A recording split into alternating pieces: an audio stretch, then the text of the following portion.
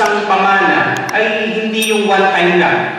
Maaaring yung iba sa atin dito na baka ulila na yung iba sa atin sa magulang, maaaring naibigay na nila yung inyong pamana.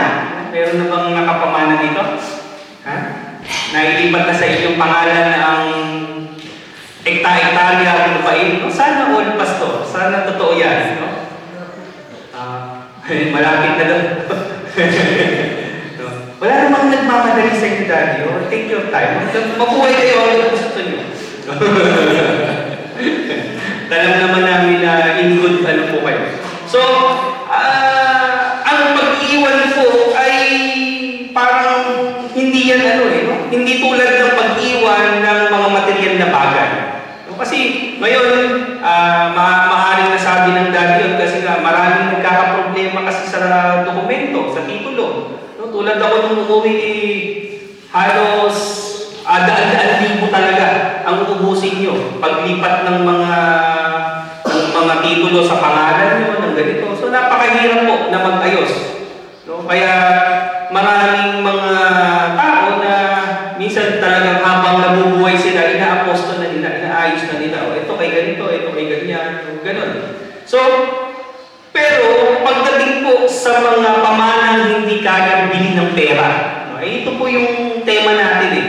Ito po yung pag-uusapan natin sa hapon ito. No? Hindi po yung mga material na bagay. Ito po ay continuous. No? Patuloy hanggang nabubuhay tayo. Hanggang sa huling hininga. No? Ay nag-iiwan tayo, no? Ng alaala sa mga tao. So, last time, we talk about the why. No? Yung mga diniscuss po sa atin ni Brother Aaron, bakit? Ito yung mga diniscuss niya nung last Sunday. Bakit tayo kailangan mag-iwan ng maka-Diyos na pamana? Ang ngayon naman mga kapatid, we will talk about how. No? Pinag-usapan natin bakit, ngayon pag-usapan natin papaano.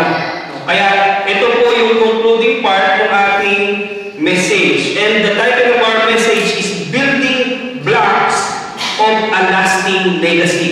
No? Kaya sinabi natin na hindi ito walang tayong invente. No?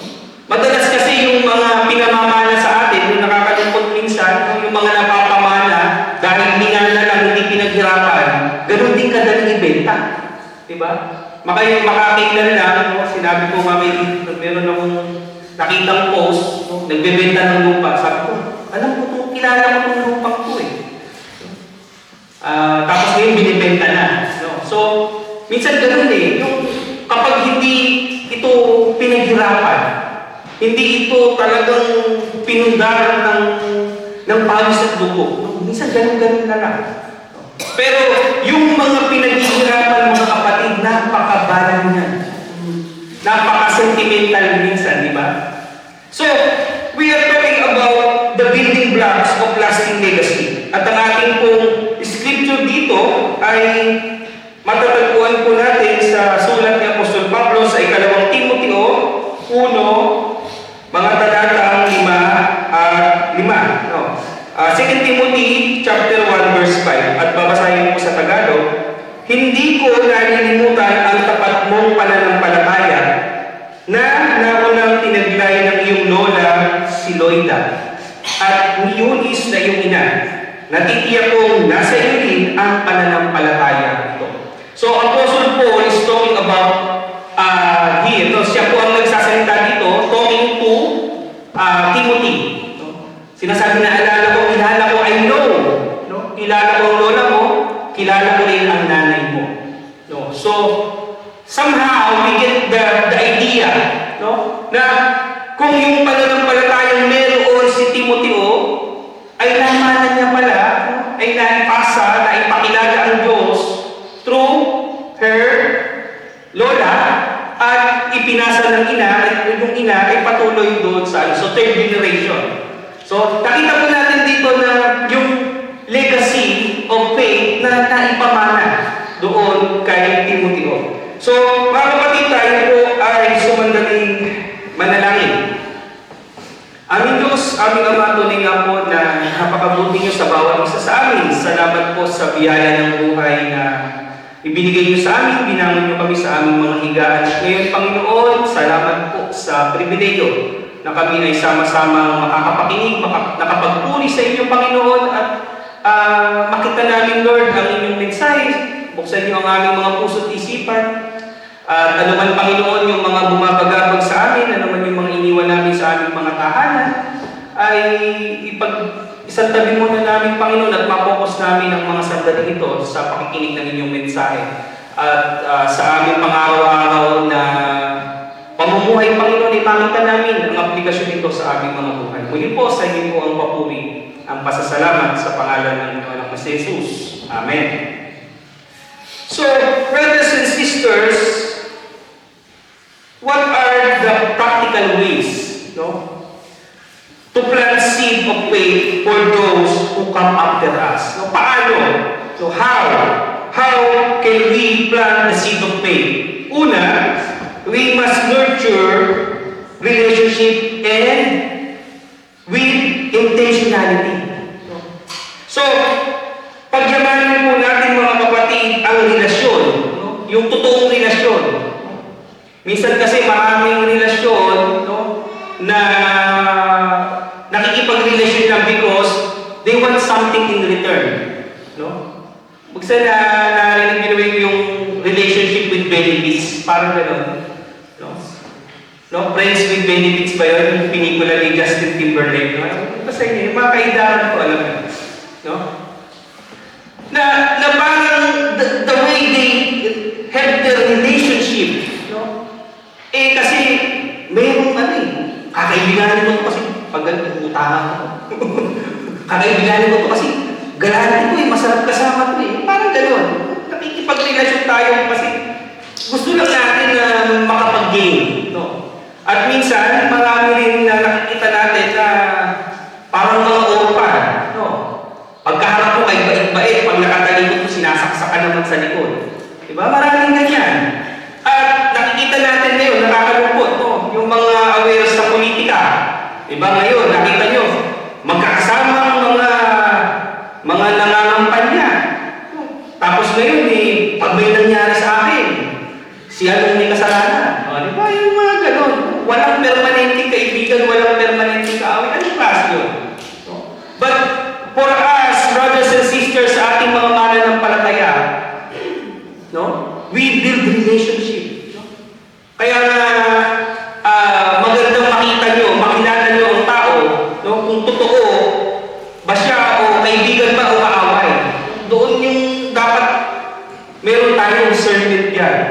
Kaya na, brothers and sisters, dito, as we know, nandito na tayo sa group Nandito ka na doon sa circle of friends na tinuturing mo yung pamilya, yung mga malalapit na kaibigan. Mga kapatid, dapat po tayo ay nagkukultivate ng soil. Ano bang ginagawa yung mga may background sa farming? Anong ginagawa sa lupa? Para tumaba, di ba? Dinididigan, binubungkan, nilalagyan ng pataba. Kinukultivate. Ganun po ang relasyon, mga kapatid. Minsan, bakit tayo nagtataka? Bakit lumalamig yung pagmamahal o pagkakaibigan ng isang tao? Kasi hindi na nagkikita, hindi na nakakapag-usap, nawawala na yung cultivation. Nawawala na yung investment. So, mga kapatid, whether it's family, friends, spiritual community, tayo kasi, ang maganda kasi ipakita natin, mga kapatid, hindi lang tayo isang spiritual community. Yung friends, minsan kasi yun yung lagi kong sinasabi na kapag mananampalataya ka na, we are one big happy family. Wala nang kaibigan sa labas, wala nang kaibigan sa loob. Minsan kasi ganun pa yung ginagawa May mga secular friends ka, may Christian friends ka. Tama naman yung may mga kaibigan ka sa labas, pero syempre, maaaring mga katrabaho yun, okay lang yung social, pero iba yung trato mo syempre. Doon sa pamilya, sa malalapit na kaibigan, and especially the Christian community, spiritual family natin. So, we must cultivate. At dito kasi, mga kapatid, iba na kasi yung identity natin. Kaya nga mo sabi, tell me who your friends are, And I tell you who you are. Diba? Kung ikaw ay Kristiyano na, hindi ka na makikisama doon sa mga, alam mong dating mga gumagawa ng masama. Diba? Kasipin ka na lang. Siyempre, ayaw naman natin masira yung friendship. Siyempre, kahit pa paano may mga pinagsamahan. Pero iba na yung identity natin eh. At paano tayo minsan kasi ang hirap eh. Kung ang pagbabago ng buhay ay meron lagi tayong partisipasyon dyan mga kapatid. Gusto na natin magbago pero ayaw pa natin talikuran yung mga dati nating kasama. Diba? Na gumagawa pa rin ng masama. Paano gagawin natin? Paano tayo magbabago? So, anong sabi ng Biblia? In Proverbs 27 verse 17, as iron sharpens iron, so one person sharpens one another. No? Bakal ang nagpapatalim sa bakal, at isip ang nagpapatala sa kapwa-isipan. So, meron po tayong partisipasyon dito mga kapatid. Kaya minsan, may marami pa rin naman magandang nakikita sa social media, di ba? Yung mga mentors, di ba? Yung mga isip nyo kasi, yung mahina ang loob, kailangan sa negosyo, malakas ang loob, kailangan ganito, ganyan. Marami tayong nakikita ng ganun. No? Sumama ka kasi dun sa mga matataas ang aim, di ba? Hindi yung mga mahihina ang loob. Minsan, nakakatulong yan eh. No? At madalas din mga kapatid, we must step up. No? Kasi, mahihiyain ka na nga. Doon ka pa sumasama sa mas mahihiyain sa'yo. Eh, dinagawa ng tamad ka na. Sasama ka pa sa mas tamad sa'yo. Diba? Dinagawa na. No? Ang pinapakita dito, gusto mo mag-level up, sumama ka doon sa mga mag-aakay sa'yo. Diba? Mag-aakay sa'yo doon sa gusto mong pa. No? So, mga kapatid, as we want to make a legacy. Ito kasi yung dapat natin iniisip eh. No? Ano ba yung gusto mong maalala sa atin nung iiwan natin? No? Kung tayo ay mag-iiwan tayo ng isang negatibong pagkakilala sa atin o isang positibo na pagkakilala. Diba? So, mga kapatid, let's us invest time. No? Ito yung napakalaking investment eh. No? Mag-invest tayo ng oras, maghanap tayo ng mga kaibigan na mabubuti, makadiyos. Kung gusto natin ng isang bagay na alam natin yung tao na yun ay makakatulong sa atin, magpa-mentor tayo. As Christians, we must be involved in discipleship. No? Maging disciples tayo. At darating din ang panahon ng mga kapatid na magiging leader tayo. Diba? So, ang mahalaga dito, this relationship will echo beyond our lifetime. Alam niyo ba, maraming mga dakilang evangelista, maraming mga magagaling sa Biblia, mga kilalang Kristiyano, hindi sila nagsimula nung sa kanila lang, hindi sila umusbong ng ganun, hindi sila nakilala bilang ganun ng sa ganun sarili nila. Meron at meron kong tumulong. Meron at meron silang naging mentor. At yun po, mga kapatid, lahat po tayo ay mga mentors. Amen? No? Lahat tayong tagapagturo. Nasa sa atin na lang yan kung anong gusto nyo ituro. Mabuti ba o hindi? Diba? Nasa sa atin na lang yan kung ano yung gusto natin maalala. Maalala ba tayo bilang ganito o maalala tayo bilang ganito?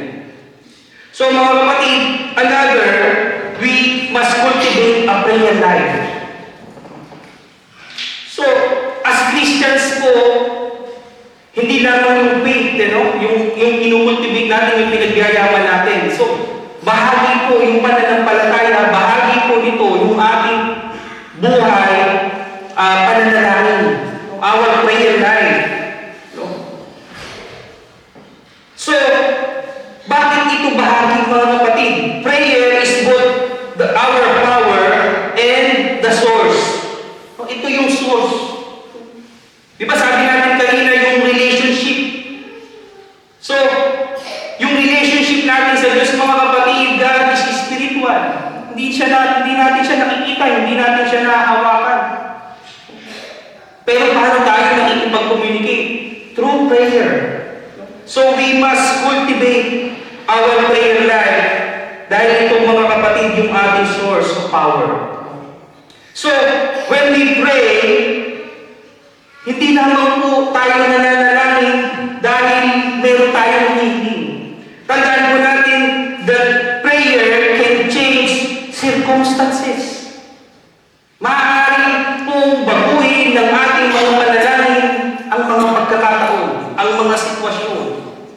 At alam ko, bilang mga mananampalataya, marami po ng pagkakataon sa ating mga buhay ang na-experience nyo ito. Na tayo ay nanalangin ng taimtim sa ating Panginoon, nagay tayo at nabago yung mga sitwasyon ng ating buhay. So mga kapatid, the Bible is always telling us na huwag tayong mabalisa.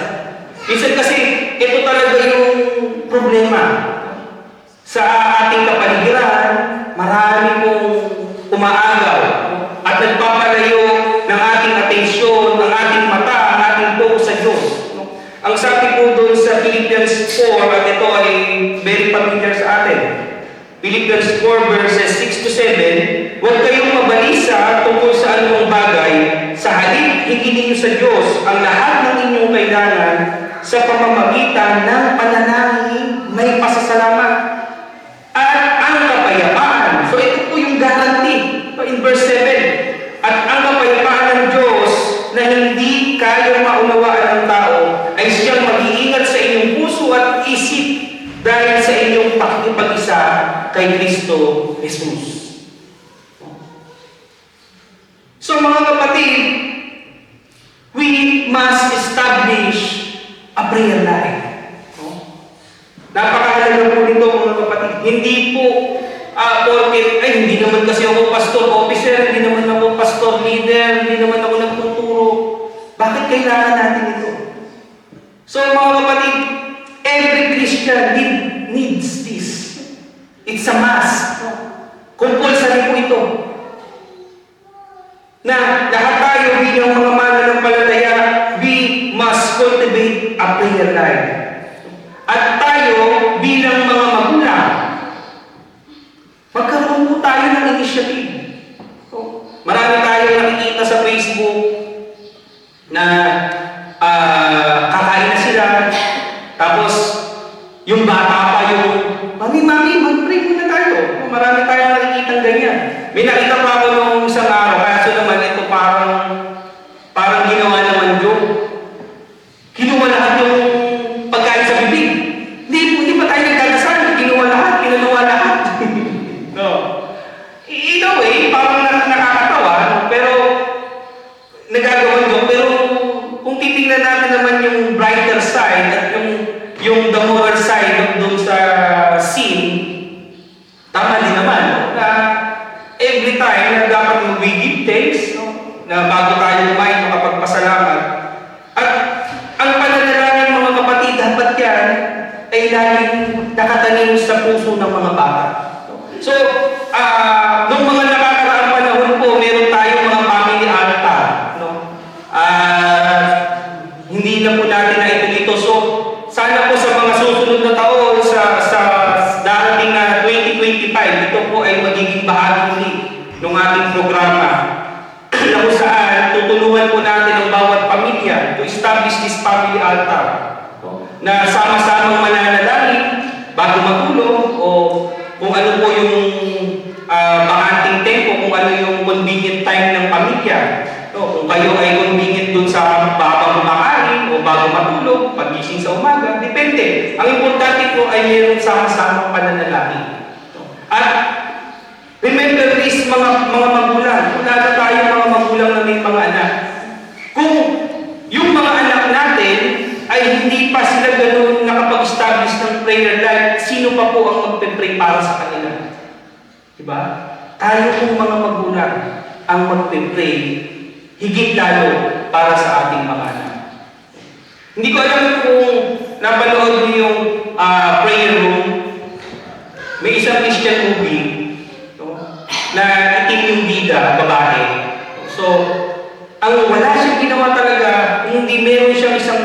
cubicle, pumapasok siya doon, at lahat ng mga mahal niya sa buhay, lahat ng prayer request niya, ay pinagpipray niya. Tapos yung cubicle yung puno-puno ng post-it. Lahat ng pangalan, lahat ng events, pinagpipray niya doon. No? Tapos yung ending ng story, ipinakita doon sa movie na yun, na dahil doon sa prayer, nitong matandang ito, no? Nagbago yung mga circumstances ng mga taong pinagpipray niya. No? At yung ending, lahat ng napag-pray na layo sa kapahamakan, lahat ng napag-pray, umanda yung kanilang buhay. So, nakita po natin doon yung power of prayer. And the power of prayer is a powerful part of our legacy. Napakaganda pong maalala ng ating mga anak, ay si mama, ay si papa, si daddy, si mami. Hindi sila pumapayag naman na matutulog kami na hindi kami mag-pray. Hindi pumapayag na kakain kami na hindi manananahin. So mga kapatid, let us cultivate a life of prayer. Another is, let us live with eternal perspective. Marami sa mga tao na ang pananaw ay ito lang mundo ito. Kaya nga sabi natin kanina, inaposto ko na si ganito, may pamamana ko na sa ganito. Ang iniisip lang nila yung mga pamanang pangmundo lang na ito. Pero mga kapatid, ngayon tayo ay nakakilala na sa Diyos. Kailangan po we must live with eternal perspective. Mamuhay tayo ng may makalangit na pananaw.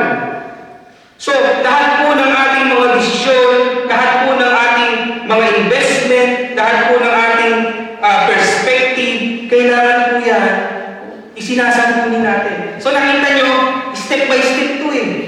No, yung ating prayer life, konektado yan doon sa ating pananaw na. Na lahat ngayon ng desisyon ko, dahil makalangit yung pananaw ko, ipapanalangin ko, ikukonsult ko sa Diyos. So, paano natin ito magkakaroon ng perspektibo kung yung pangalawa natin, wala tayong prayer life?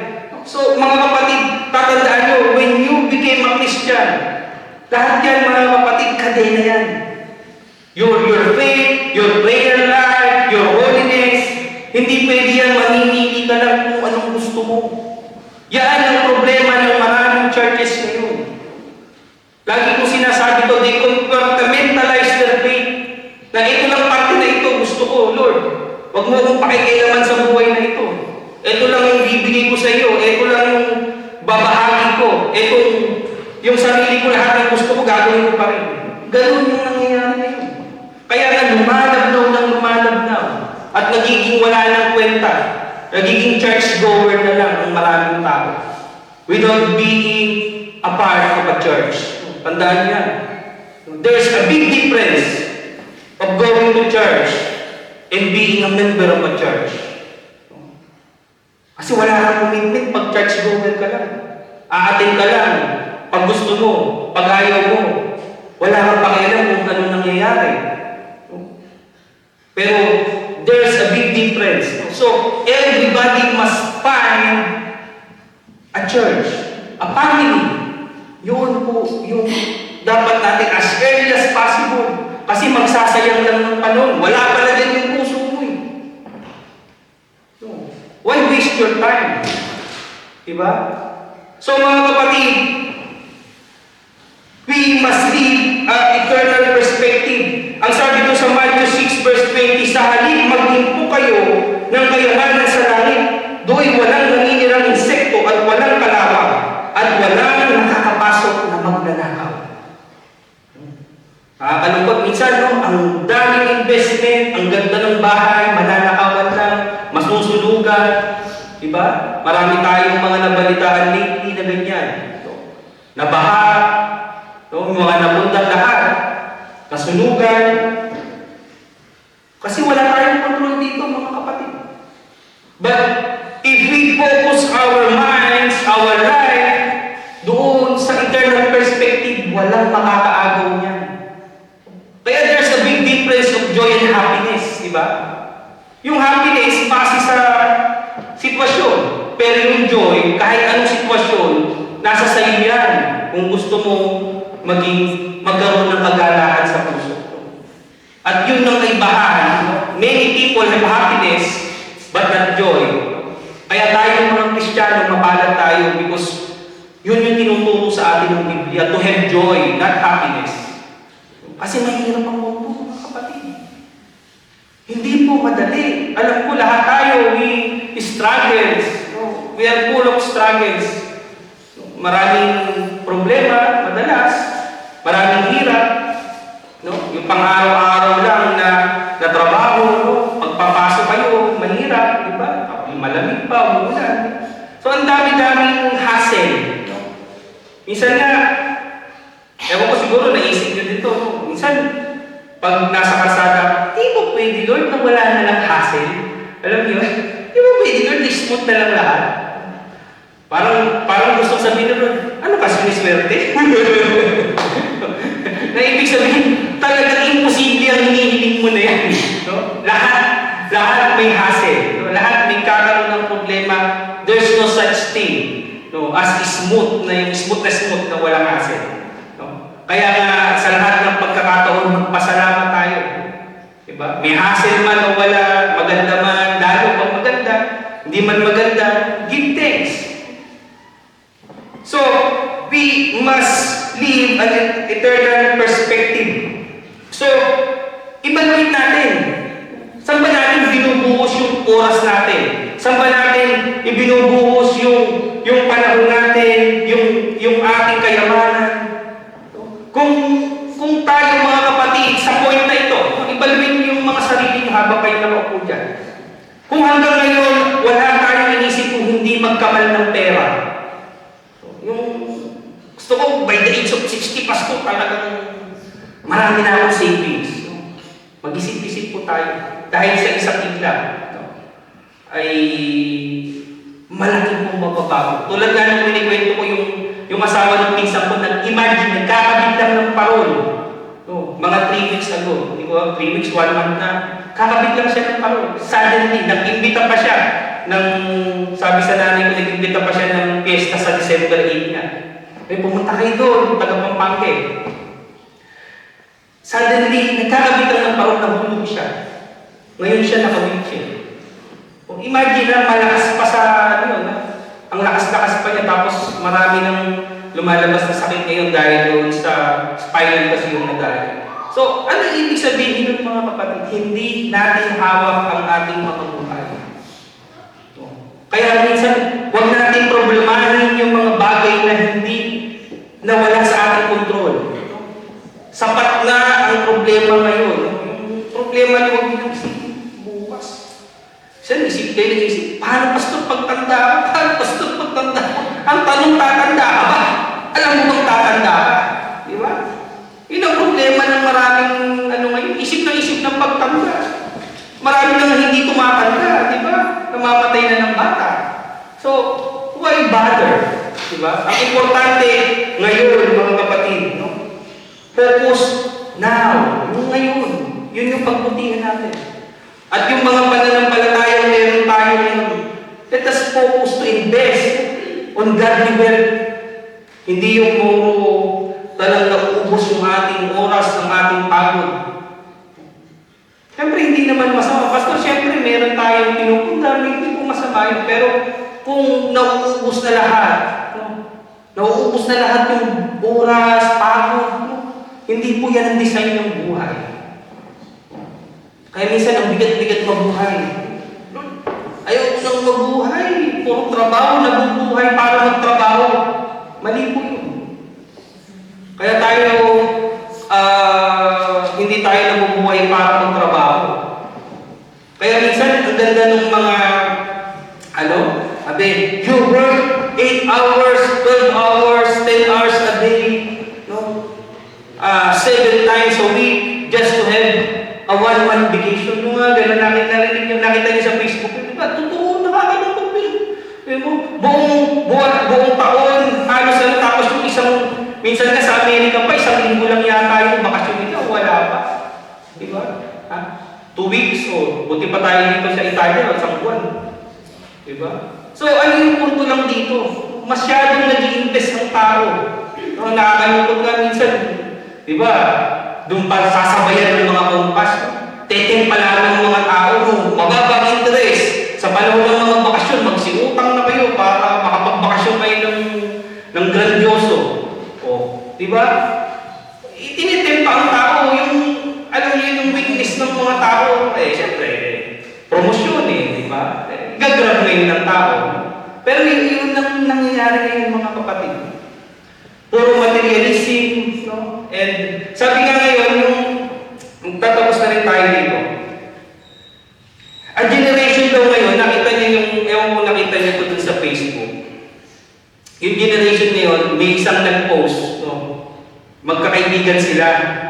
May isang nag-post, nag-post siya ng magandang damit, nagpapalit-palit ng damit. Pero, kasi kaya niya ginawa yun kasi yung isang kaibigan, nag-post naman ng nagkakapi siya.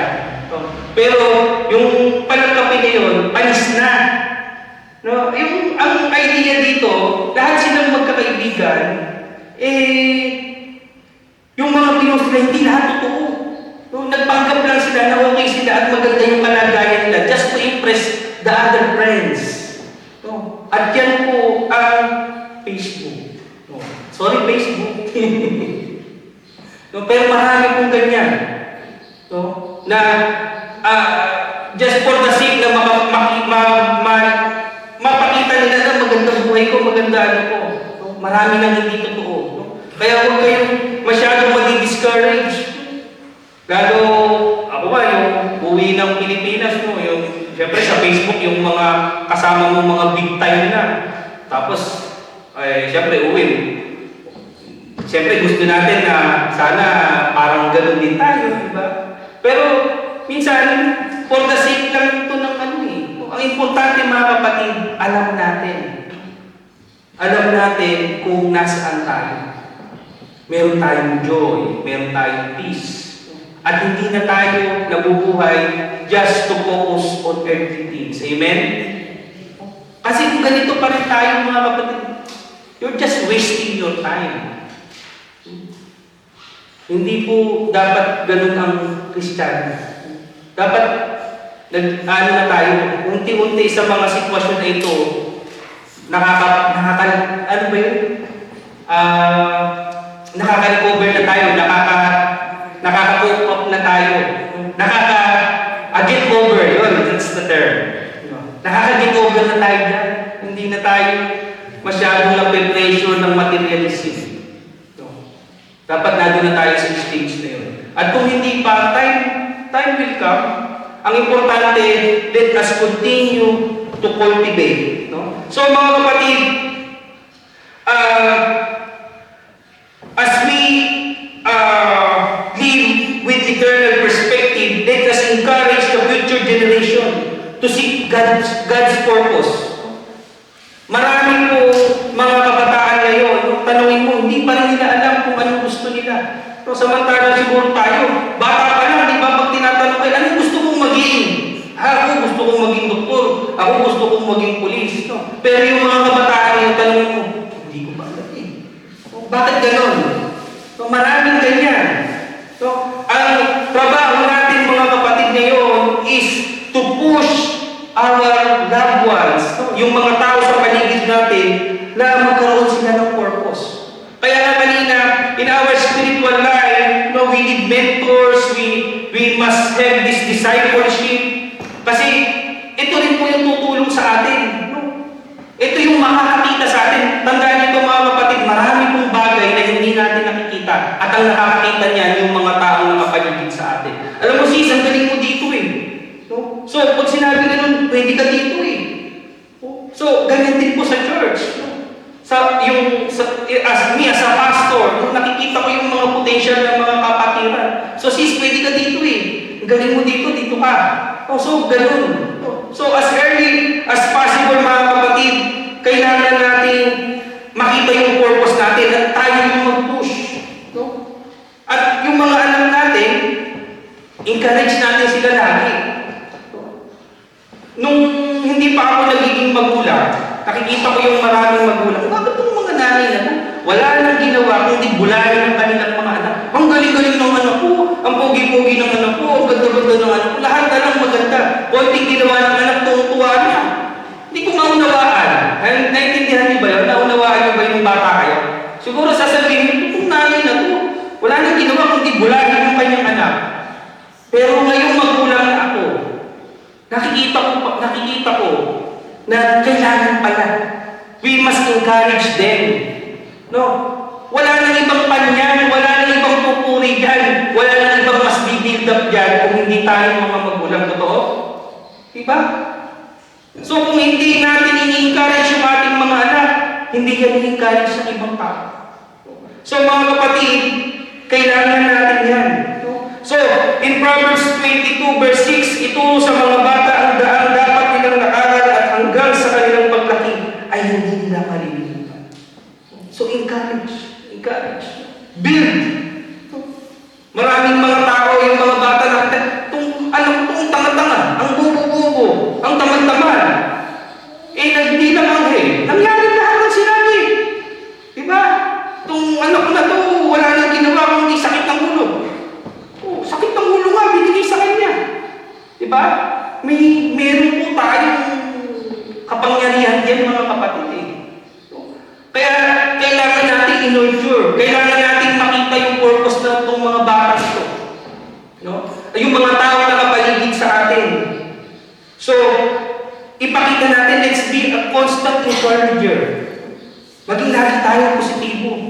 Huwag naman yung masyadong bulero. Alam nyo, obvious naman ang payat-payat mo sis ngayon.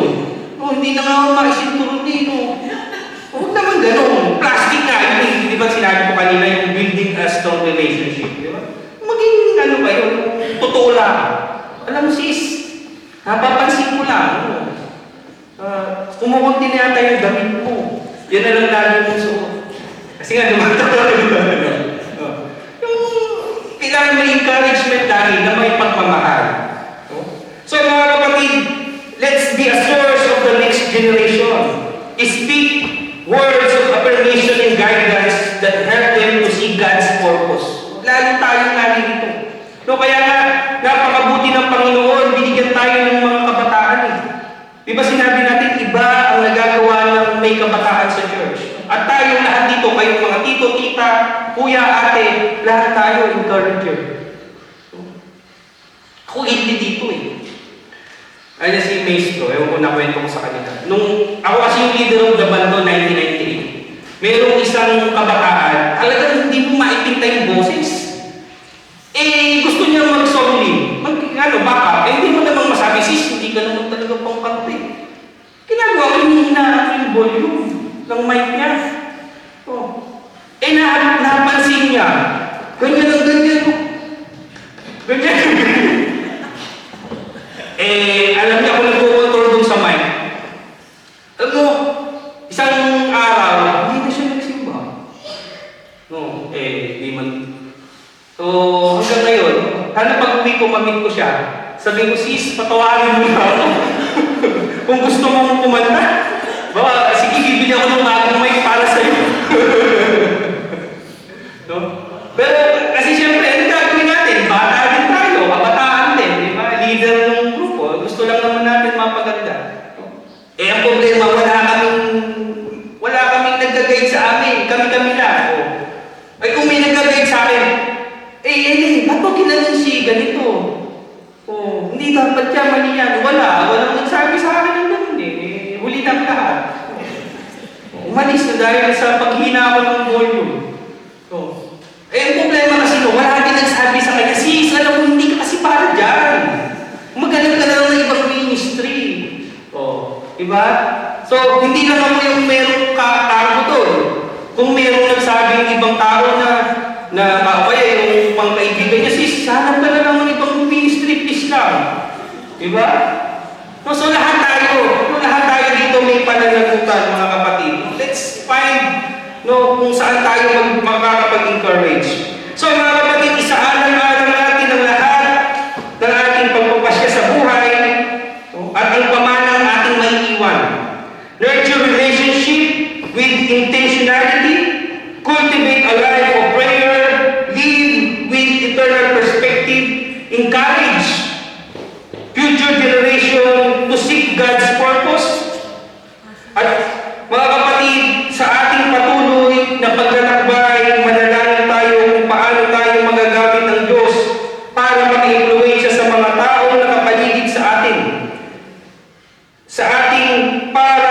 sila ay ma-encourage. I-build natin sila sa pamamagitan ng pag-ibig, pananampalataya, at pag-asa. To God be the glory, brothers and sisters, and may God bless us all.